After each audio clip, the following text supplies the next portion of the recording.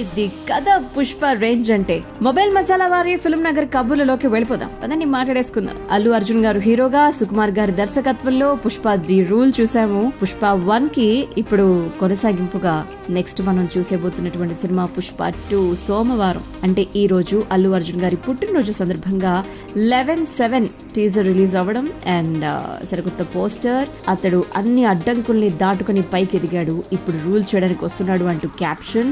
Poster లో పుష్పరాజుగా అల్లు అర్జున్ చేతిలోని గొడ్డలు పట్టుకుని కుర్చీలో కూర్చొని తీక్షణంగా చూస్తున్నటువంటి ఫోటో అసలు మామూలు ట్రెండ్ కాదు కదా.